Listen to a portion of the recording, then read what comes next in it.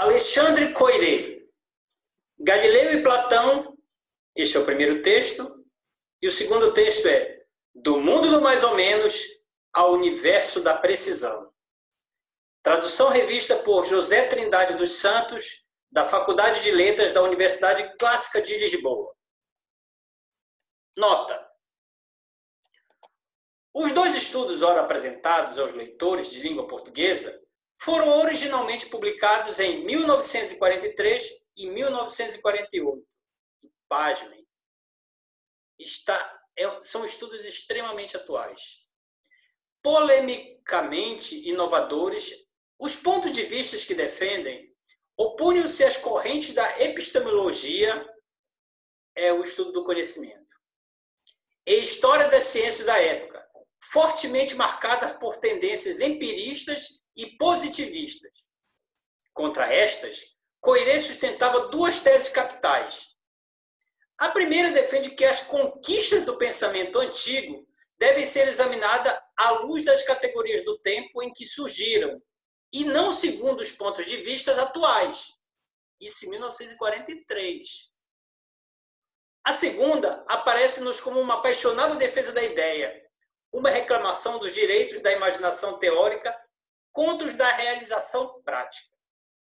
As teses de Coiré anunciavam há meio século o estilo que as investigações em epistemologia, mais uma vez, o estudo do conhecimento, história e filosofia das ciências viriam a apresentar nas décadas de 60 e 70, sobretudo a partir de duas obras de enorme projeção: A Lógica das Descobertas Científicas, de Karl Popper, e A Estrutura das Revoluções Científicas, de Thomas Kuhn. Mas, para além da mensagem de Coiré, há ainda a clareza, a frescura da sua exposição e a agilidade do discurso, aspectos ainda mais valorizados hoje pelas circunstâncias de a posição de Coiré ir no sentido das concepções mais divulgadas na atualidade. Isso na década de 40. Tá? Portanto, e mesmo que não houvesse outras razões, estas já seriam bastantes para enaltecer os méritos destes dois pequenos, mas importantes estudos, cuja oportunidade é sobremaneira evidente. Sublinha-se ainda o interesse destes textos como indispensável instrumento de apoio a estudantes e professores de filosofia no ensino secundário. Assinado José Trindade dos Santos. O primeiro texto é Galileu e Platão.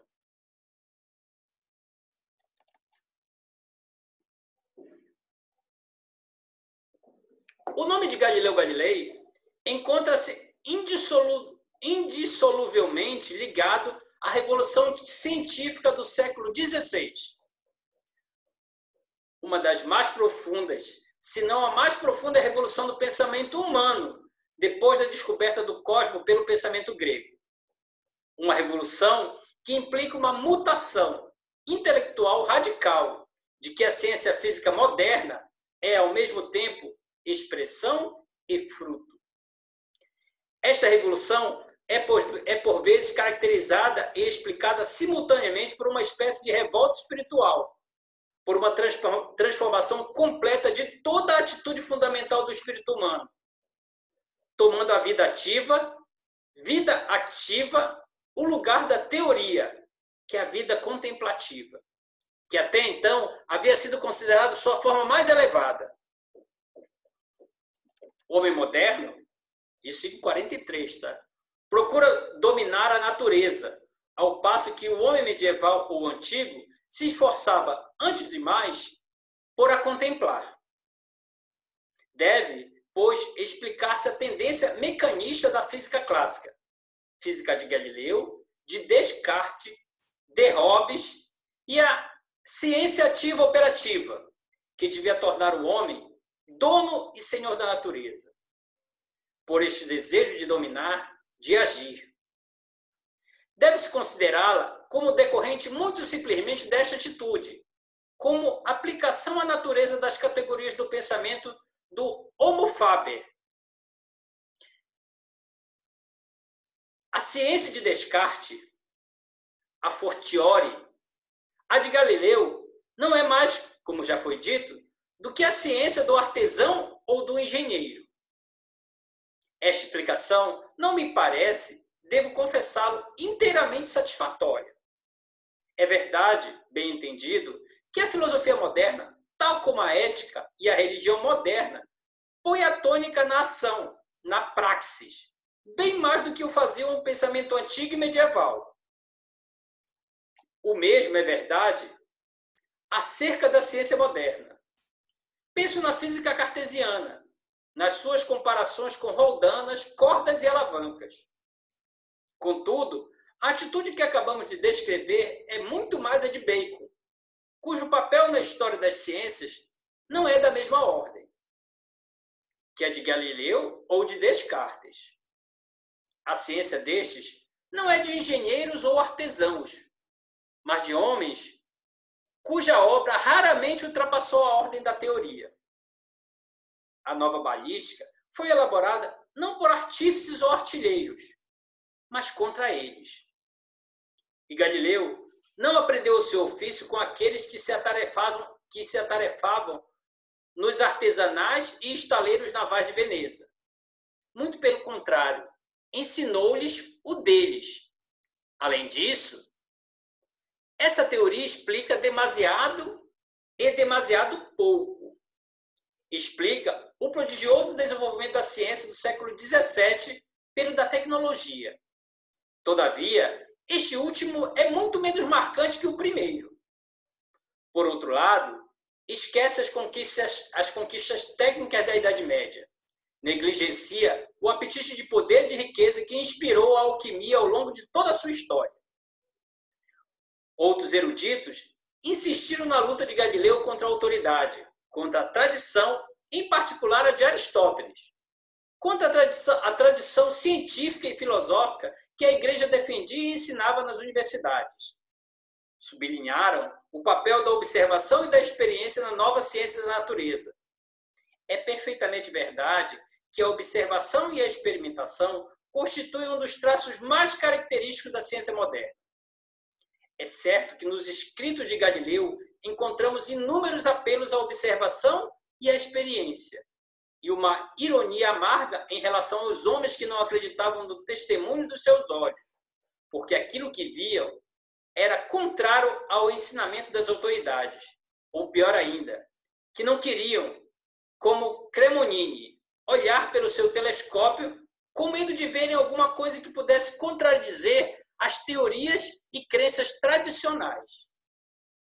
Ora, foi precisamente por ter construído um telescópio e o haver utilizado ao observar cuidadosamente a Lua e os planetas, ao descobrir os satélites de Júpiter, que Galileu desferiu um golpe mortal contra a astronomia e a cosmologia de sua época. Contudo, não devemos esquecer que a observação ou a experiência, no sentido da experiência espontânea do senso comum, não desempenhou um papel capital, ou se desempenhou, foi um papel negativo de obstáculo na fundação da ciência moderna.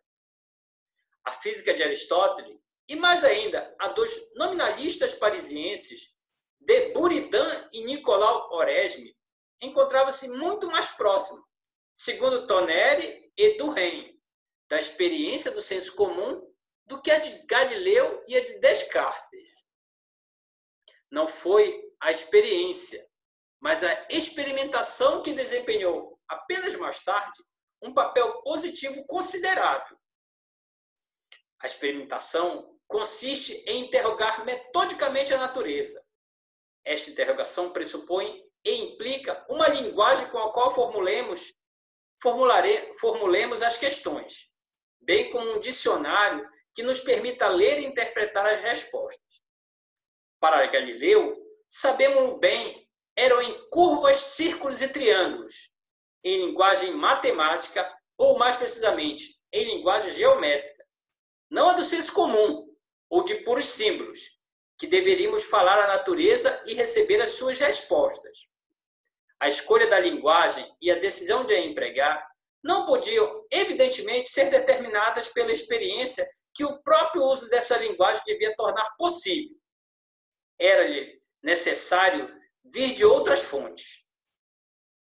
Outros historiadores da ciência e da filosofia procuraram mais modestamente caracterizar a física moderna, enquanto física, por meio de alguns de seus traços marcantes.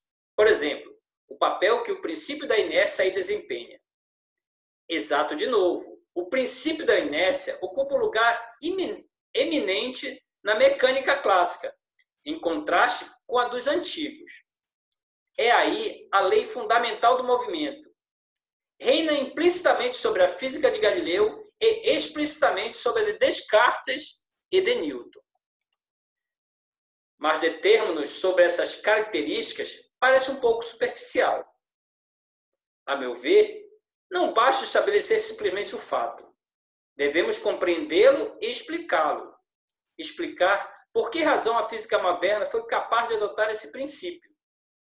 Compreender por que e como o princípio da inércia, que nos parece tão simples, tão claro, tão plausível e mesmo evidente, adquiriu esse estatuto de evidência e de verdade a priori, quando, para os gregos, como para os pensadores da Idade Média, a ideia de um corpo que, posto em movimento, continuasse sempre a se mover, era evidentemente falsa e mesmo absurda.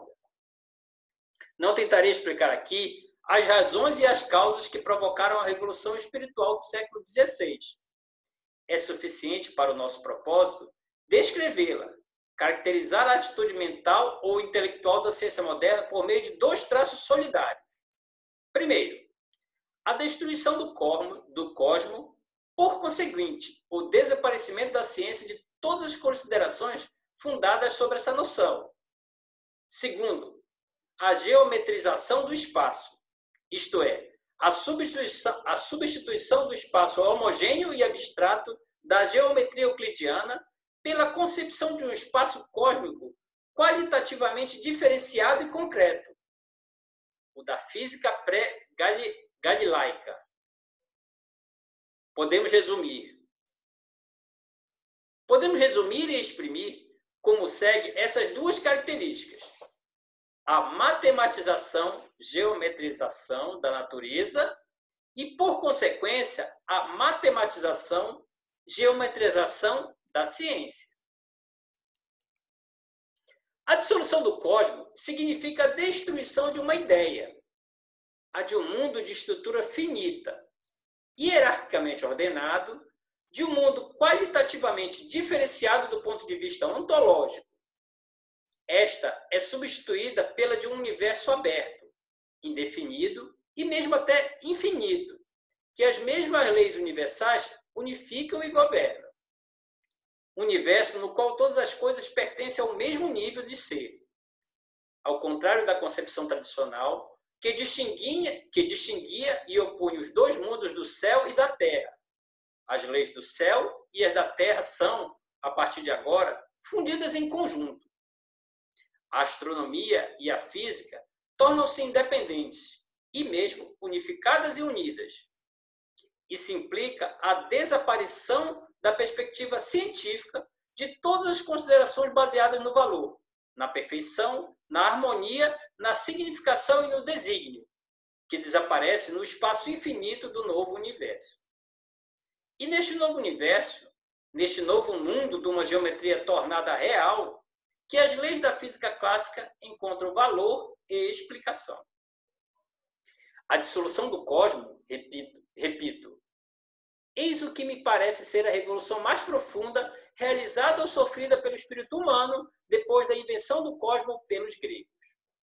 É uma revolução tão profunda de consequências, tão longínqua, que durante séculos os homens, com raras exceções, entre os quais Pascal, não se aperceberam do seu alcance e sentido, e ainda agora é frequentemente subestimada e mal compreendida. O que os fundadores da ciência moderna, e entre eles Galileu, deviam então fazer não era criticar e combater certas teorias erradas, para substituir por outras melhores. Deviam fazer algo completamente diferente, destruir um mundo e substituí-lo por outro, reformar a própria estrutura da nossa inteligência, formular de novo e rever os seus conceitos, conceber o ser de uma nova maneira, elaborar um novo conceito de conhecimento, um novo conceito de ciência, e mesmo até substituir um ponto de vista bastante natural, o do senso comum, por um outro que não é de modo algum.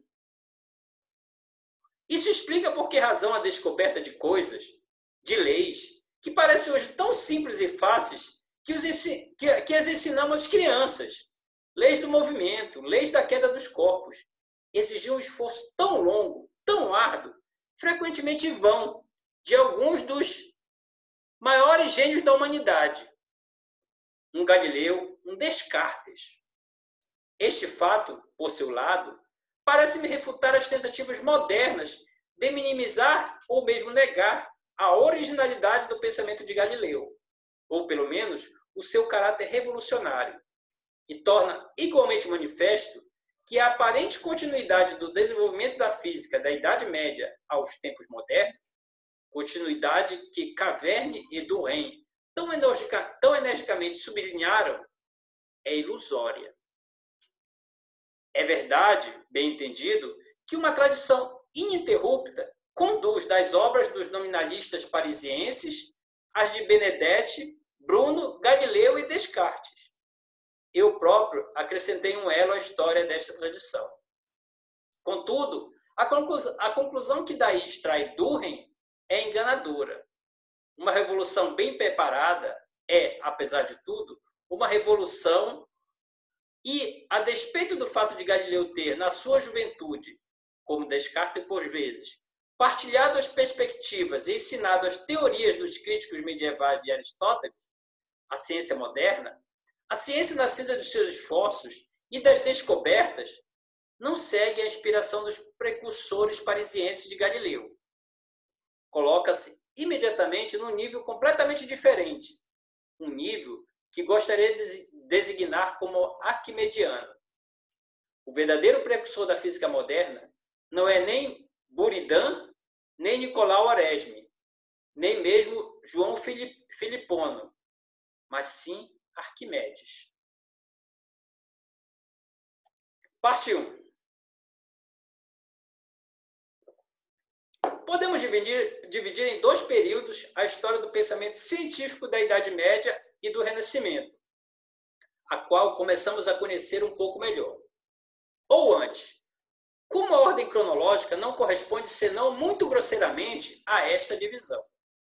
Poderíamos distinguir, grosso modo, a história do pensamento científico em 3 etapas ou épocas, que correspondem, por sua vez, a 3 tipos diferentes de pensamento. A física aristotélica primeiro, em seguida a física do ímpetus, saída, como tudo mais, do pensamento grego e elaborada no discurso do século XIV, pelos nominalistas parisienses. Finalmente, a física moderna, matemática, do tipo da de Arquimedes ou de Galileu. Estas etapas podem ser encontradas nas obras do jovem Galileu. Não só nos informam em relação à história, ou à pré-história do seu pensamento, acerca dos móveis e motivos que o dominaram e inspiraram, mas também nos oferece, ao mesmo tempo, compilado e, por assim dizer, clarificado pela admirável inteligência do seu autor. Um quadro notável e profundamente instrutivo de toda a história da física pré-galilaica. Recordemos rapidamente essa história, começando pela física de Aristóteles. A física de Aristóteles é falsa, bem entendido e completamente ultrapassada. Todavia, é uma física, quer dizer, uma ciência altamente elaborada, ainda que não seja matematicamente.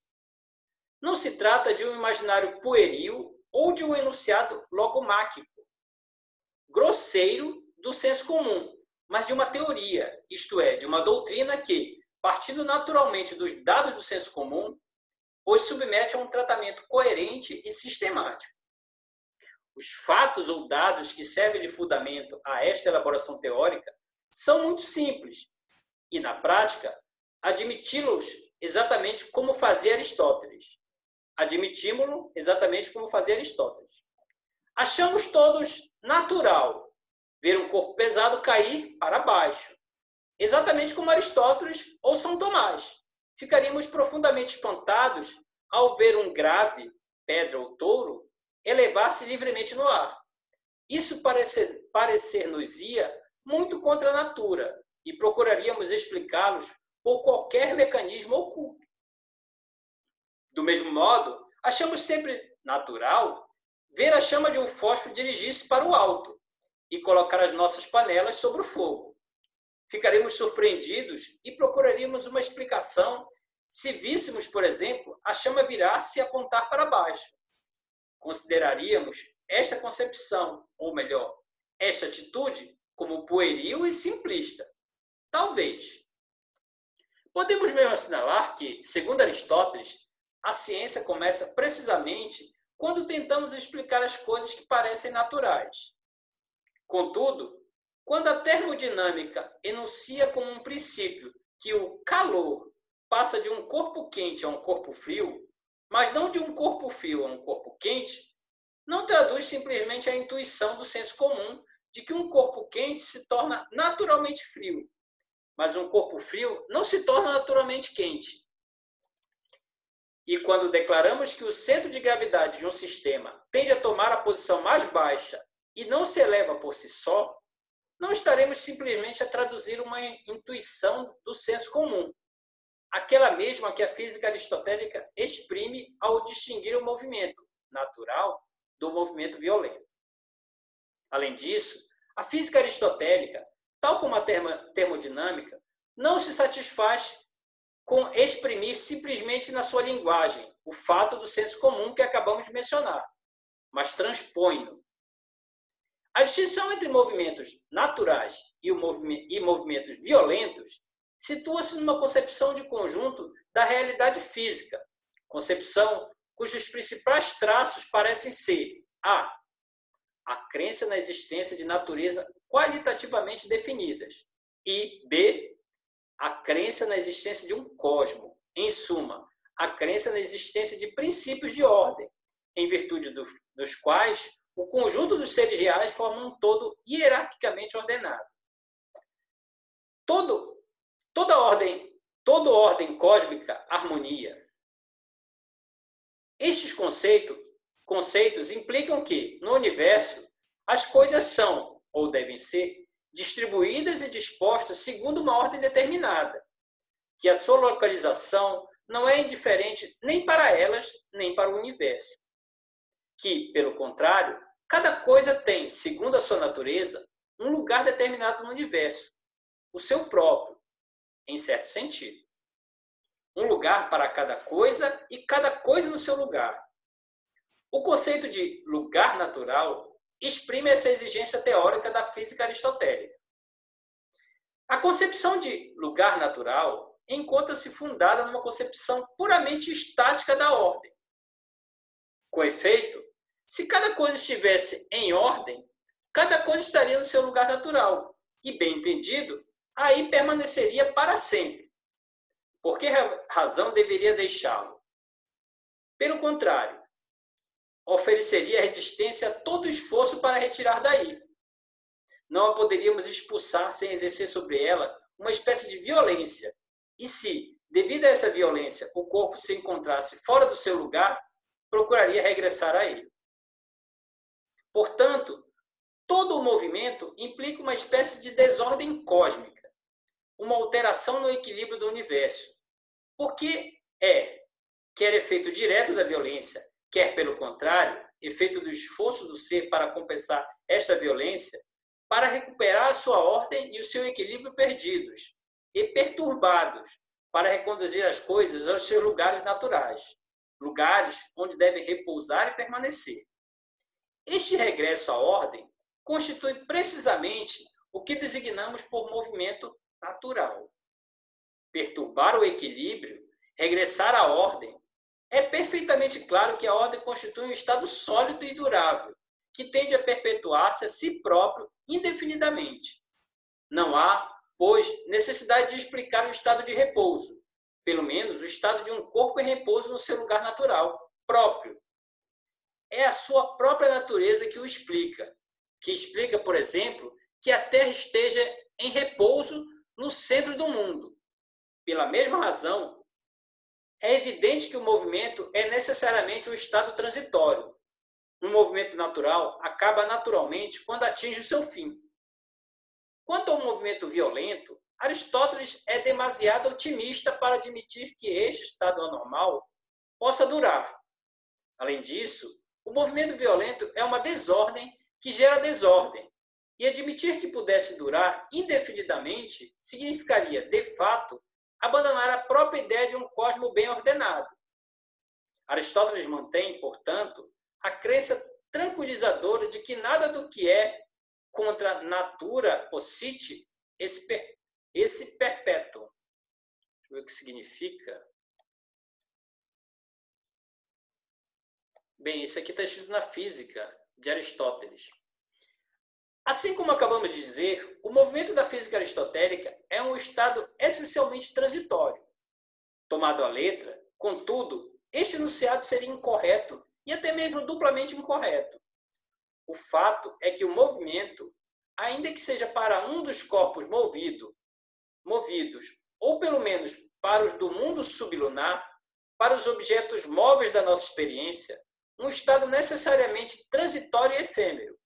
É, todavia, para o conjunto do mundo, um fenômeno necessariamente eterno e, por conseguinte, eternamente necessário. Um fenômeno que não podemos explicar sem descobrir a sua origem e a sua causa, tanto na estrutura física como na metafísica do cosmos. Uma tal análise mostraria que a estrutura ontológica do ser material, ou uma estrutura ontológica do ser material, o impediria de atingir o estado de perfeição, que a noção de repouso absoluto implica e permitir-nos-ia ver a causa física última dos movimentos temporários, efêmeros e variáveis dos corpos sublunares no movimento contínuo, uniforme e perpétuo das esferas celestes. Por outro lado, o movimento não é, propriamente dito, um estado, é um processo, um fluxo, um devir, no e pelo qual as coisas se constituem, se atualizaram e se realizam. É perfeitamente verdade que o ser é o termo do devir e o repouso o fim do movimento. Contudo, o repouso imutável de um ser plenamente atualizado é qualquer coisa de inteiramente diferente da imobilidade, pesada e impotente de um ser incapaz de mover por si próprio. O primeiro é alguma coisa de positivo, perfeição e atos. A segunda não é mais que uma privação. Por conseguinte, o movimento, processo, devir, mudança, enquanto se colocado entre os dois do ponto de vista ontológico, é o ser de tudo o que muda, de tudo aquilo de que o ser é alteração e modificação, e que não é senão ao mudar-se e alterar-se. A célebre definição aristotélica do movimento, actus entes impotentia inquanto est impotentia, que Descartes considerará perfeitamente ininteligível, exprime admiravelmente o fato. O movimento é o ser, ou o ato, de tudo que não é Deus.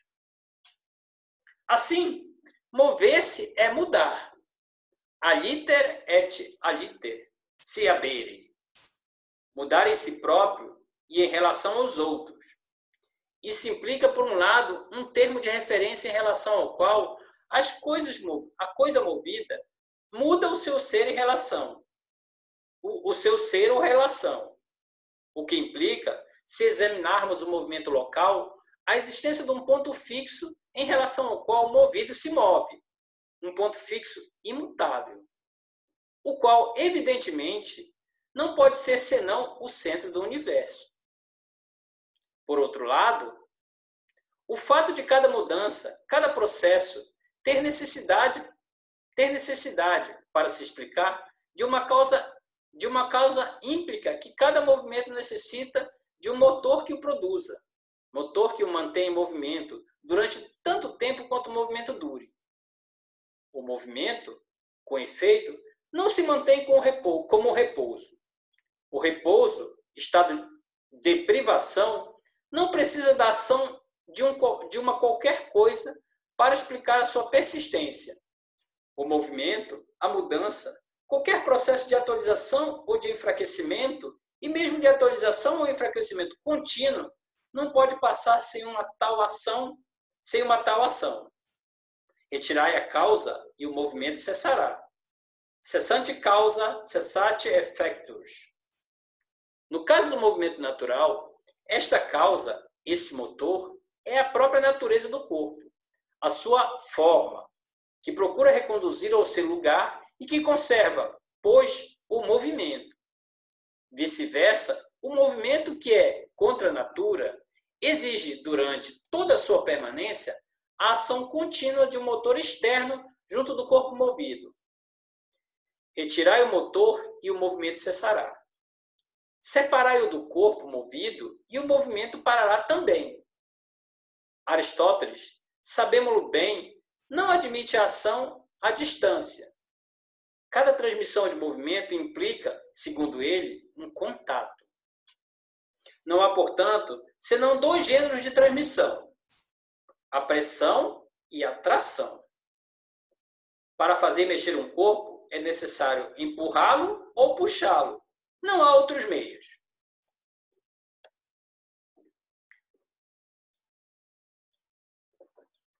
A física aristotélica forma, assim, uma admirável teoria coerente que, a bem dizer, não apresenta senão um defeito, para além de ser falsa.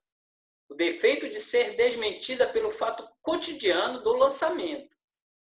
Mas uma teoria que se preza não se deixa perturbar por uma objeção extraída do senso comum. Se encontra um fato que não se quadra com a sua teoria, nega-lhe a existência. Se não pode negar, explica-o. E na explicação deste fato cotidiano do lançamento, movimento que continua apesar da ausência de motor, fato aparentemente incompatível com a sua teoria, que Aristóteles nos dá a medida do seu gênio. A sua resposta consiste em explicar o movimento do projétil, aparentemente sem motor, pela reação do meio ambiente, ar ou água. A teoria é um golpe de gênio, infelizmente, para além de ser falsa. É absolutamente impossível do ponto de vista do senso comum. Não é, portanto, de admirar que a crítica à dinâmica aristotélica regresse sempre à mesma questão disputata, a que moventa projeta.